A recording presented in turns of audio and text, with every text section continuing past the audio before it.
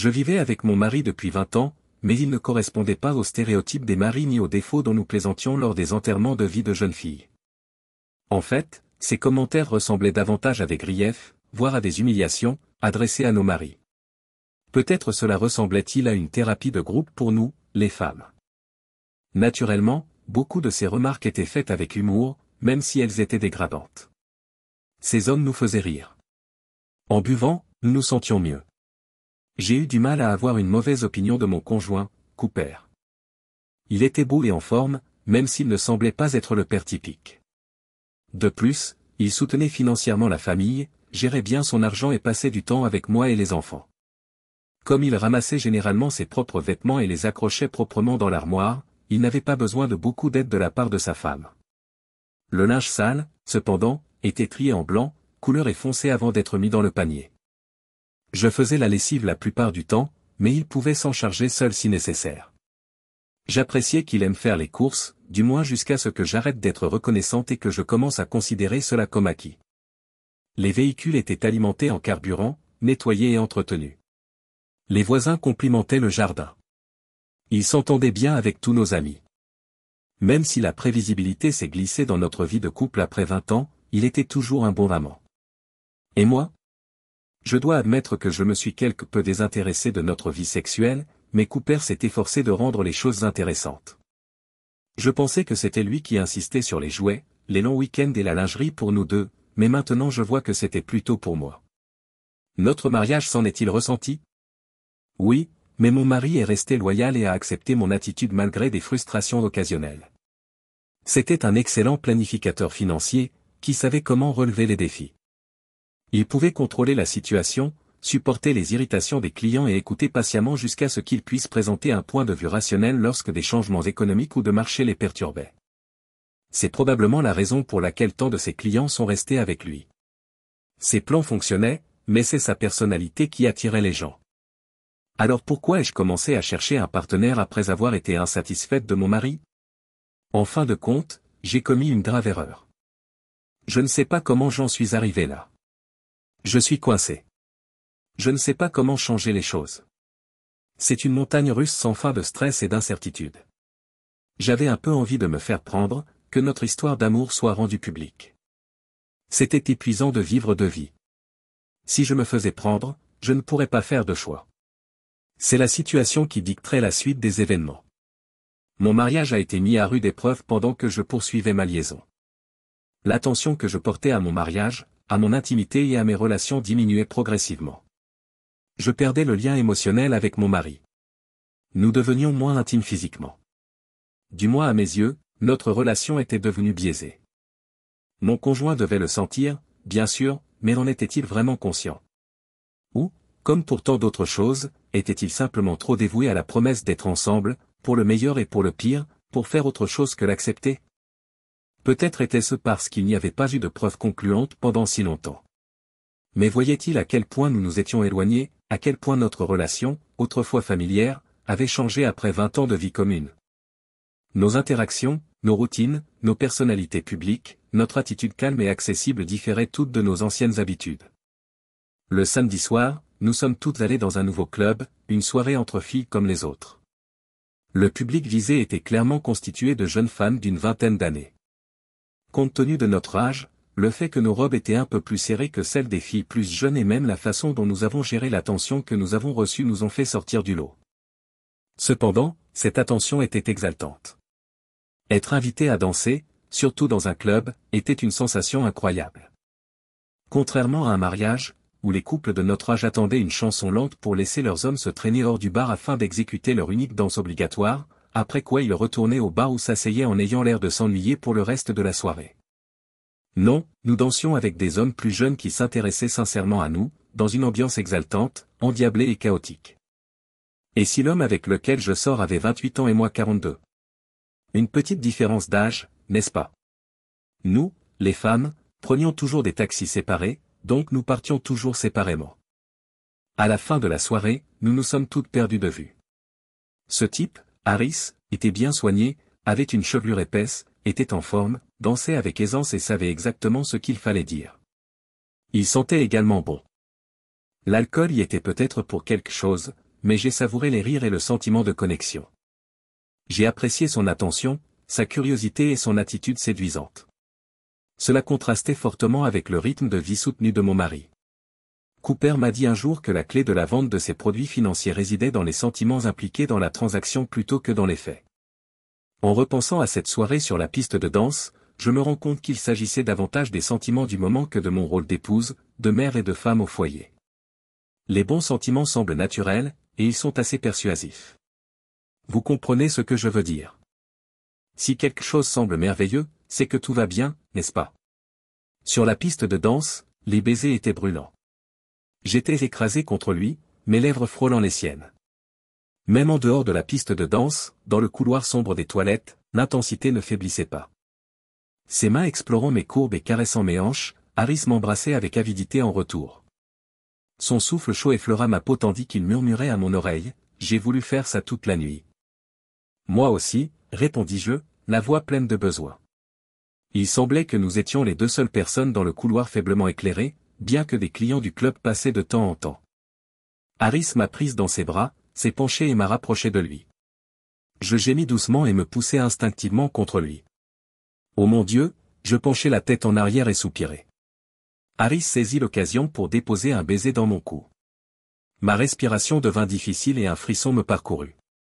Après d'innombrables danses et baisers volés en dehors de la piste de danse, Harris demanda finalement, « Tu veux sortir d'ici ?» Alors que ses doigts se glissaient sous mon soutien-gorge, nous nous sommes rendus à son appartement dans le quartier aisé d'Oakolao, après que j'eus accepté son invitation. Nous avons eu une conversation passionnante, comme si je parlais à quelqu'un qui me connaissait vraiment, même si j'admets que j'ai eu quelques idées en chemin. Quelqu'un d'authentique, d'honnête. Tout cela m'a semblé confortable, sûr, correct et naturel. J'ai éprouvé un mélange de sentiments lorsqu'il m'a conduite jusqu'à sa porte d'entrée, sa main posée sur le bas de mon dos, anticipation, incertitude et impatience. Je voulais ressentir quelque chose que je n'avais pas ressenti depuis l'université, je voulais le toucher. Puis, un doute soudain s'est installé. Penserait-il que je suis assez bien? Me trouverait-il encore attirante en dehors de la pénombre du club?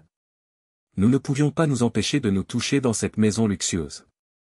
J'ai jeté un coup d'œil autour de moi, j'ai vu l'escalier et je l'ai entraîné vers le haut, supposant que nous y trouverions la chambre à coucher. Dès que nous sommes rentrés, je l'ai poussé sur le lit et j'ai grimpé sur lui. Pressant mes hanches contre les siennes, j'ai murmuré, j'ai eu envie de ça toute la nuit. J'ai été surprise de mon assurance. Je l'admets. Je me suis dit qu'il valait mieux agir vite avant qu'il ne change d'avis. C'est un mensonge, d'accord. Je ne voulais pas changer d'avis, voilà pourquoi. Harris s'est allongé et m'a attiré à lui, à califourchon sur lui.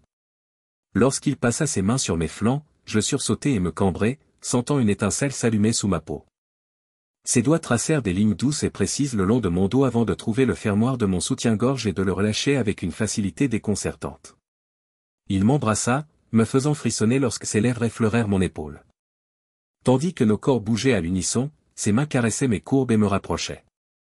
Son souffle chaud a provoqué une nouvelle poussée d'excitation en moi lorsqu'il a murmuré contre mon oreille. J'ai eu envie de faire ça toute la nuit. J'ai répondu dans un murmure, ma voix pleine de désir, moi aussi. Alors que nous nous installions dans un rythme, ses mains descendaient vers le bas, me guidant, chaque mouvement approfondissant notre connexion. Tout me semblait différent et exaltant comme je n'en avais pas connu depuis des années, la chaleur, l'excitation, l'intensité pure du moment. Chaque sensation s'intensifia jusqu'à ce que mon corps se tende et que mes ongles s'enfoncent dans ses épaules, m'empêchant de respirer. Des vagues d'extase me traversèrent et je laissai échapper un gémissement silencieux.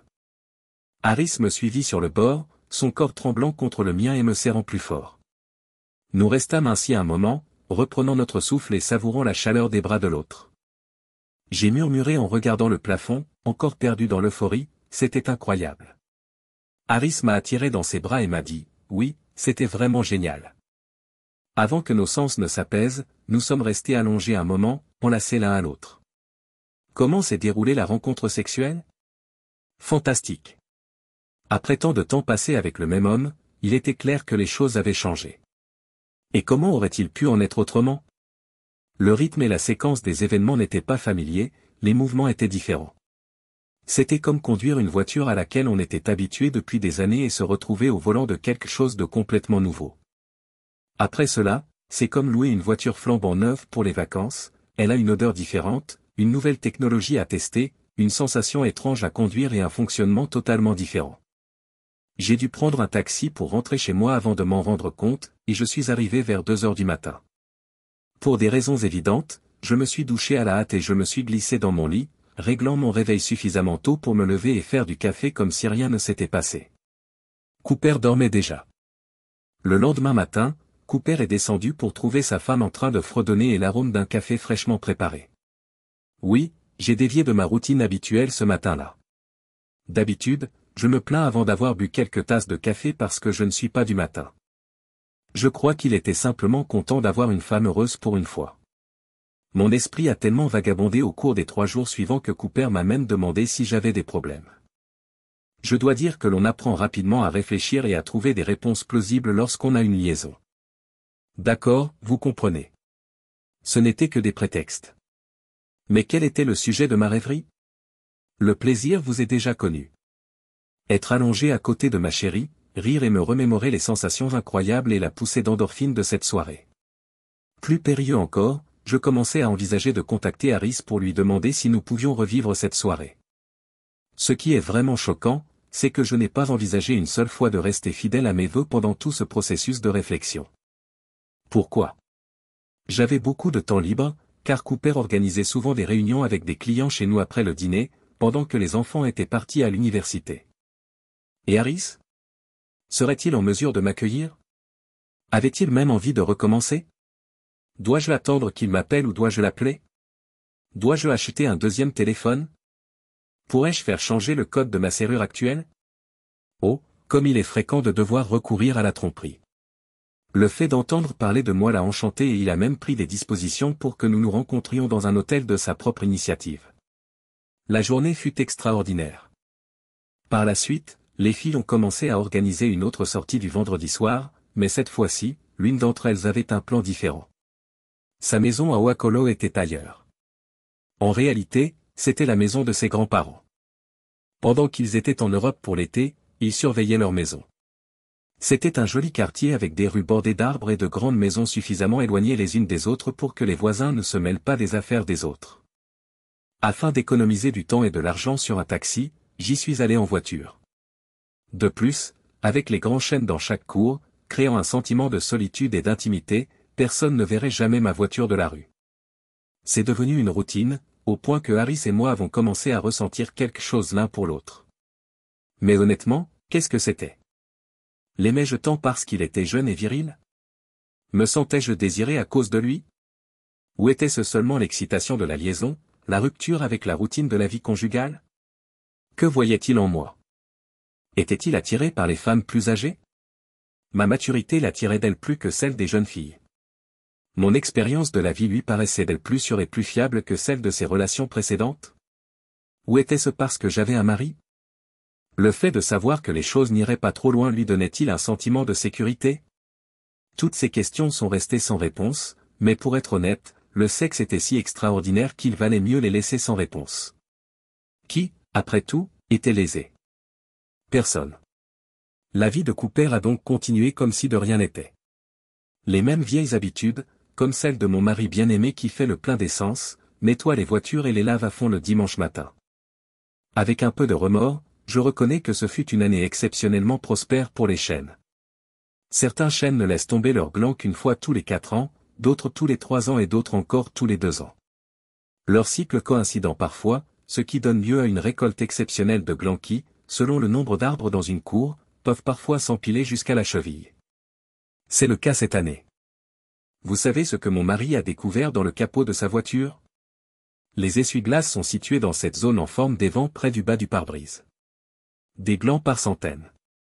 Près du club du centre-ville, il n'y a pas un seul arbre. Rien qui aurait pu faire tomber un gland, en tout cas. Il devait être curieux de connaître l'origine de tous ces glands. Ce quartier cossu, avec ses magnifiques maisons anciennes et même quelques hôtels particuliers, est connu de tous. Un endroit bien connu pour ses vieux chênes massifs. Wacollo. Comme nous n'avions pas grand-chose à nous dire, je n'ai pas parlé directement à Cooper de ses idées. J'y reviendrai plus tard. Cependant, je le vois bien se demander pourquoi ma voiture se trouvait dans ce quartier lors d'une soirée entre filles. Personne que nous connaissions, y compris mes amis, ne vivait dans ce quartier. Il avait très probablement commencé à reconstituer les choses dans ses pensées. La voiture de ma femme. Oakolo. Une soirée entre filles. Je ne suis peut-être pas très fort en arithmétique, mais je sais comment rendre une femme heureuse. Le problème est peut-être qu'il a commencé à faire des additions et qu'il a remarqué des schémas qui avaient du sens ou qui n'en avaient pas du tout. Je n'en suis pas tout à fait sûr. Mais je suis certaine de ce qui s'est passé un dimanche matin, quelques semaines plus tard, après une nouvelle soirée entre filles, qui était devenue synonyme d'un nouveau plaisir pour moi. Cela m'a semblé drôle à l'époque. Plus maintenant. Compte tenu de l'heure tardive à laquelle j'étais rentré et du fait que j'avais bien dormi toute la nuit, Cooper s'est réveillé tôt.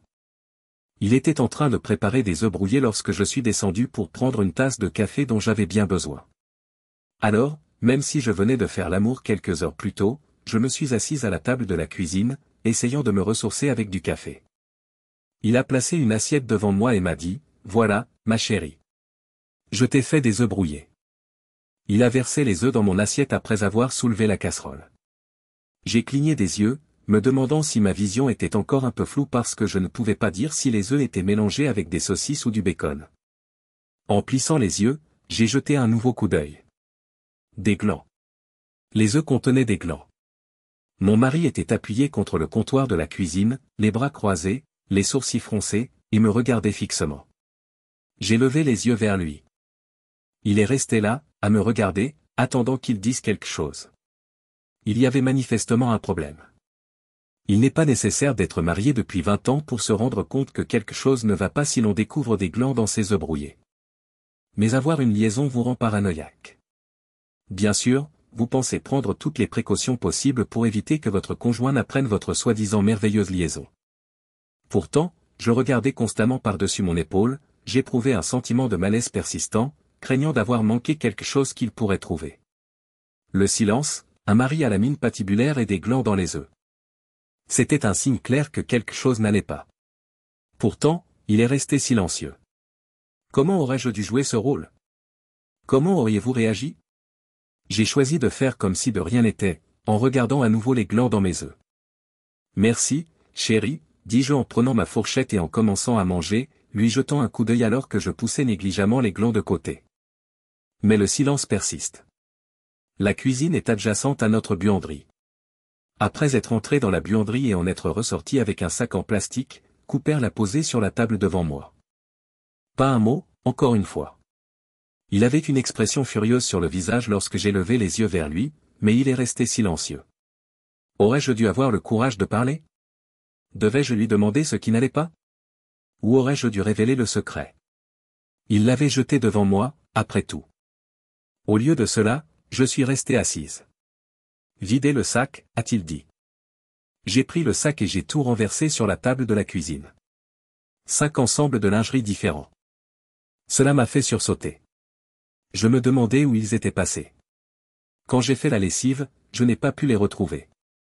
Il m'a crié, renifle un peu. Son explosion m'a fait tressaillir, mais je suis resté scotché à mon siège. Je savais exactement ce qu'il voulait et pourquoi. Je ne pouvais que fixer la table. Chaque dimanche matin, il avait dû sortir mes sous-vêtements du panier à linge, à la recherche de signes de mon petit ami. Il avait enfin trouvé ce qu'il espérait sans doute ne jamais découvrir. Dire ces mots à voix haute était autant un aveu que mon silence et mon incapacité à le regarder. L'immobilité a été soudainement rompue par lui. Je n'ai pas besoin d'expliquer la colère et le courroux qui ont suivi ma trahison.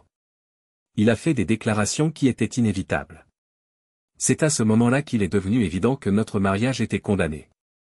Presque toutes ces accusations étaient vraies. De plus, je savais que toute tentative d'exprimer des regrets ou de présenter des excuses serait vaine. Finalement, j'ai réussi à marmonner, c'est fini. C'était peut-être une erreur. Avec le recul, je crois que j'aurais dû le laisser exprimer sa colère. J'aurais dû me contenter de rester assis, de le laisser continuer aussi longtemps qu'il en avait besoin, de lui donner l'espace nécessaire pour déchaîner sa fureur. Mais non. Ce n'est pas ce que j'ai fait. Je n'ai fait que le provoquer davantage. Comment puis-je savoir quand c'est fini, s'est-il emporté? Dois-je te faire confiance maintenant? Je travaille comme planificateur financier, devrais-je investir de l'argent dans ce mariage? Parce que c'était censé être la promesse que nous avions faite lorsque nous avons prononcé nos vœux. Maintenant, on attend de moi que je reconnaisse que les succès passés ne garantissent pas les résultats futurs. C'était douloureux. Mais il avait raison. À ce moment-là, j'ai décidé de rester silencieuse, ne voulant pas envenimer la situation, pour lui laisser de l'espace. De le laisser respirer. Lui permettre de faire son deuil, espérer le pardon, ou, à tout le moins, attendre que nous puissions avoir une conversation plutôt que de nous crier dessus, nécessitait du temps. Il n'y avait plus de chaleur, de compassion ou de tendresse en lui après cela. En général, il ne s'occupait que de lui-même, même s'il n'était pas méchant. Il préparait lui-même ses repas, nettoyait sa voiture, faisait sa lessive et ses courses. J'étais également livré à moi-même. Oh non, je n'avais pas réalisé tout ce qu'il faisait dans ce domaine. Environ 2 semaines plus tard, il m'a dit qu'il voulait qu'on s'assoie et qu'on discute de tout cela. Et même si j'attendais cela, j'ai brusquement oublié tout ce que j'avais à dire le moment venu. C'est ainsi que mon séduisant conjoint s'est comporté. J'ai essayé de faire face à la tristesse de notre relation tendue. Notre relation ne sera plus jamais la même, même si je te pardonne et que tu arrêtes de me tromper. J'ai commencé à pleurer en entendant cela. Le coût de ma liaison, en particulier sur le plan émotionnel, n'a fait qu'augmenter au cours des 2 dernières semaines. Entendre que ma relation avec Cooper ne serait plus jamais la même a été difficile. J'ai murmuré, j'espérais que tu me pardonnerais à temps pour que nous puissions repartir à zéro. Pas à mon avis. Comment puis-je être sûr que vous avez perdu le contact avec votre amant? Ce n'est pas moi. J'ai mis fin à notre relation. Ça m'a fait mal d'entendre le terme « amant ». Je me suis à nouveau effondré. J'ai beaucoup réfléchi au fait de te pardonner, a-t-il ajouté. J'ai essayé de revenir à ce que je croyais être notre relation. Quelle que soit la raison pour laquelle tu m'as trompé, c'est ta faute, même si je n'ai pas été suffisant. Ce que j'ai fait ou n'ai pas fait ne t'excuse pas de m'avoir quitté, et je ne sais pas pourquoi tu l'as fait. Non, ce n'était pas moi. Tu as raison. Je suis le seul responsable de tout ça. Merci d'avoir souligné l'évidence. Il a parlé d'un ton froid. J'ai l'impression d'accepter ta liaison comme normale si je te pardonne, c'est le problème du pardon. Comme si tout allait bien. J'entendrai ce bourdonnement et je me demanderai si tu te souviens de la joie que tu as éprouvée dans les bras d'un autre homme, même si tu auras toujours ces beaux souvenirs de plaisir et ces matinées de café glorieux. Mon Dieu, s'il vous plaît. C'était terrible. Je n'avais jamais envisagé les choses de son point de vue. Que devais-je faire alors? Cela m'a enlevé la possibilité de faire mes propres choix, a ajouté Madame Cooper. Vous les avez faits à ma place. Ce n'est pas pour rien qu'on parle de trahison. Non, ma chérie. Ce n'est pas du tout ce que tu es. Tu es un type bien. C'est de ma faute. Ne pense pas comme ça, s'il te plaît. Malheureusement, c'est maintenant une réalité. Son visage est indéchiffrable et il pousse un profond soupir. Puis il haussa légèrement un sourcil et croisa directement mon regard. Et je reprendrai le contrôle de moi-même et de moi seul. Tu auras la liberté totale de faire ce que tu veux. Je compris ce qu'il voulait dire. S'il te plaît, ne fais pas ça, Cooper. Donnez-moi une chance, s'il vous plaît. Une possibilité? Comme celle que tu m'as donnée? Non. Sans demander, tu m'as enlevé le choix. Je retire ce que j'ai dit tout à l'heure. Pour être honnête, je ne veux tout simplement plus passer de temps avec toi. Cependant, tout le monde sera au courant du divorce et se demandera pourquoi. Par conséquent, peut-être leur diras-tu la vérité si tu le regrettes vraiment. Car vous pouvez être sûr que je le ferai s'ils le demandent. 3 mois plus tard, j'étais à nouveau une femme seule avec un appartement, une voiture et la moitié de nos économies. Oui, Cooper a été raisonnable dans la répartition de nos biens lorsque nous avons vendu la maison. J'ai même reçu 2 ans de pension alimentaire, ce qui était plus que ce à quoi je m'attendais. Plus que je ne le méritais. Ai-je eu autre chose? Des violences verbales de la part de mes parents. Et le mépris de nos voisins. La colère de mes enfants adultes contre moi pour avoir brisé la famille. La solitude. L'obligation de couvrir mes propres dépenses. La réputation d'être une femme négligente. Le stress de la recherche d'emploi. Même si vous avez un bon conjoint, comme Cooper et moi, la routine du mariage peut finir par se déformer, à mon avis. les avantages même de la stabilité commencent à ressembler à des inconvénients. Peut-être que les choses positives de ma vie ont été progressivement entachées par toutes ces plaintes lors des soirées entre filles. Elles ont peut-être aussi fait de moi une cible pour d'autres hommes, et à l'époque, j'étais dans un état d'esprit où mon comportement n'aurait pas passé le test de l'épouse. Maintenant que j'ai tant de temps libre, j'ai plus de mal à le combler. Oui, le travail est horrible et prend beaucoup de temps. La stabilité financière et le fait de ne pas avoir à s'inquiéter de la date de la prochaine paie étaient bien plus agréables. Même si les conditions de mon divorce étaient raisonnables, les bons revenus de Cooper étaient sans aucun doute insuffisants pour subvenir à mes besoins pour le reste de ma vie. Quand je couchais avec Harris, je ne pensais pas à tout cela, n'est-ce pas? Aussi longtemps que je vivrai. Oh non, je m'attendais à ce que le reste de ma vie soit agréable. Je ne peux pas me permettre de prendre des vacances en ce moment. Passer du temps avec un partenaire de vie qui a connu tous mes hauts et mes bas, comment cela pourrait-il m'arriver? Devrais-je essayer de commencer une telle relation avec quelqu'un de nouveau? Cooper est séduisant, et il deviendra de plus en plus sophistiqué et distingué avec l'âge. Inversement, les femmes vieillissent différemment. Qu'en est-il des rencontres? Avec qui devrais-je sortir? Qui me croira un jour? Lorsque quelqu'un me demande pourquoi je suis divorcé, que dois-je dire? Oui, je suis divorcé. C'est de ma faute. J'avais l'habitude de tricher, mais j'ai changé depuis. Vous pouvez compter sur moi. Comment peut-on croire cela? Et si la personne qui m'intéresse a des antécédents de tromperie? Dois-je lui faire confiance? Même si certaines périodes de ma vie ont été ennuyeuses et sans histoire, elles ont eu leurs avantages. Compte tenu de ma situation actuelle, je suppose que ma vie est quelque peu intéressante en ce moment. Mais l'être intéressant n'est pas toujours une bonne chose, n'est-ce pas?